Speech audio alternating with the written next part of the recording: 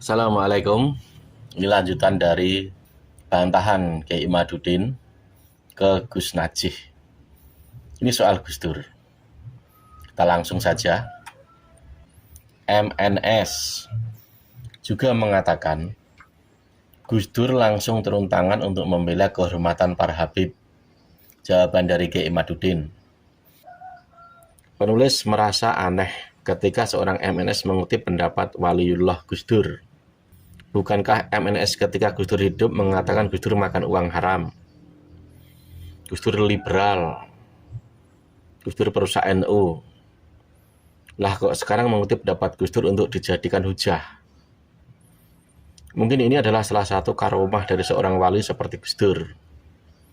Seorang pembenci seperti MNS pun ketika Gus Dur hidup akan berubah menjadi pengagum ketika ia telah wafat. Inilah keramat kiai-kiai NU. Dulu ya, ini jika saat mencela Gus Dur, mengkritik Gus Dur itu keterlaluan gitu loh. Berlebihan, padahal dia tahu antara Mbah Maimun dengan Gus Dur itu sangat dekat. Jika ada friksi, pasti friksi politik ya biasalah PKB, P3 saat itu. Apalagi dulu membuat kitab soal liberal itu sangat waduh keterlaluan gitu loh. Melanjutkan lagi jawaban dari Kiai Imad. Kedua, tentang ucapan Gus Dur yang dikutip itu di sana tidak ada satupun kata Habib atau Ba'alwi disebutkan Gus Dur. Maksud dari yang Gus Dur katakan adalah bahwa kita tidak boleh menyamakan keturunan Rasulullah dengan yang bukan keturunan Rasulullah.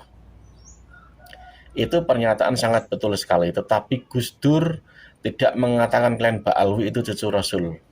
Pernyataan Gus Dur itu respon terhadap ungkapan seorang tokoh bahwa Rasulullah tidak punya keturunan. Jelas itu keliru. Jadi konteksnya Gus Dur sedang membela Rasulullah yang dikatakan tidak mempunyai keturunan, bukan sedang membela Ba'alwi. Dulu yang mengatakan ini salah satu tokoh di MUI. Makanya Gus Dur saat itu berkata semacam itu, tapi Gus Dur tidak pernah mengatakan Ba'alwi, Habib itu tidak.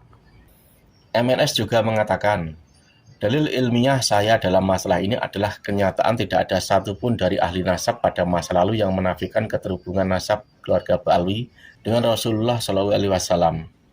Oleh karena itu, konsep dasar yang digunakan dalam fikih mazhab al-arba'ah adalah mempertahankan sesuatu berdasarkan apa yang telah ada, yaitu keadaan yang real atau yakin. Keyakinan ini tidak bisa dihapus dengan keraguan atau dengan upaya mempertanyakan, termasuk oleh penelitian Imaduddin dan lainnya.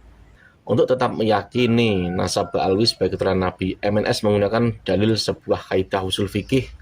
بقاء ما كان على ما كان واليقين لا يزال بالشك.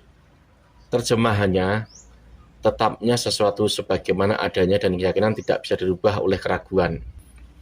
MNS lupa bahwa dua kaidah itu berasal dari hadis Nabi yang berbunyi, إذا وجد أحدكم في بطنه شيئا فأشكل عليه أخرج منه شيء أم لا فلا يخرجن من المسجد حتى يسمع صوتا أو يجد ريحا رواه مسلم. terjemahannya, jika salah seorang di antara kamu menemukan dari perutnya sesuatu yang menyulitkannya, apakah telah keluar dari perut sesuatu dalam artian kentut atau tidak, maka jangan keluar dari masjid sampai ia mendengar suara atau bau. Diriwayatkan oleh Muslim. Maksud hadis itu adalah keyakinan kita belum kentut itu gugur jika kita mendengar suara kentut dari kita. Jika orang yang mendengar dan merasa dirinya kentut, lalu ia masih meyakini bahwa dia belum kentut, maka itu bukan keyakinan tetapi kebodohan. Begitu juga keyakinan seseorang bahwa nasab Ba'alwi itu sahih, tidak ada artinya ketika dalil yang membatalkan itu telah datang. Dalilnya sudah datang, kitab-kitab nasab abad ke-4 sampai ke-9 yang menyatakan bahwa Ahmad bin Isa tidak mempunyai anak bernama Ubaid. Saiki endi dalilmu? MNS juga mengatakan, adapun tidak adanya penyebutan silsilah nasab mereka dalam buku-buku sebelum Al-Burqah Al-Musiqah bukanlah bukti putusnya nasab mereka. Karena sudah adanya dokumen silsilah mereka dan disebutkannya Ubaidillah dalam dokumen tersebut. Jawaban Kiai Imad ini. Bagaimana MNS bisa memahami kebenaran itu secara terbalik? Harusnya MNS curiga kenapa setelah 550 tahun baru muncul pengakuan dari Ali Al-Sakran bahwa mereka keturunan Ahmad bin Isa. Kenapa sebelumnya tidak ada ulama nasab yang mencatat Ubaidillah Abdullah sebagai anak Ahmad bin Isa? Kenapa Imam Al-Fakhrul Razi di abad ke-6 hanya menyebut anak Ahmad bin Isa 3, Muhammad, Ali, dan Husain? Kenapa tiba-tiba muncul di abad ke-9 Hijriah bahwa Ubaid adalah anak Ahmad bin Isa? Harusnya begitu cara berpikir seorang yang mencari kebenaran. Bukan dengan karena di abad 9 sudah dicatat ada nama Ubaid sebagai anak Ahmad bin Isa, berarti sebelumnya juga dicatat. Bagaimana kalau ahli asyaran berdusta? Kira-kira mungkin tidak dia berdusta. Kalau dia malaikat mustahil dia berdusta. Kalau dia nabi mustahil dia berdusta.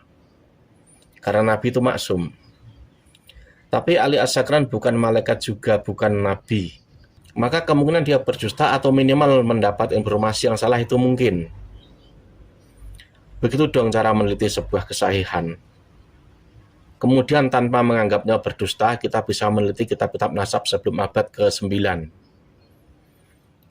Apakah yang disebutkan oleh ahli asyakran itu terkonfirmasi atau tidak? Setelah diteliti tidak ada kitab nasab yang menyebut nama Ubaid, Ubaidillah, Abdullah sebagai anak Ahmad. Maka pengakuan di abad 9 itu bahasa halusnya tidak terkonfirmasi. Bahasa kasarnya dusta, begitu loh.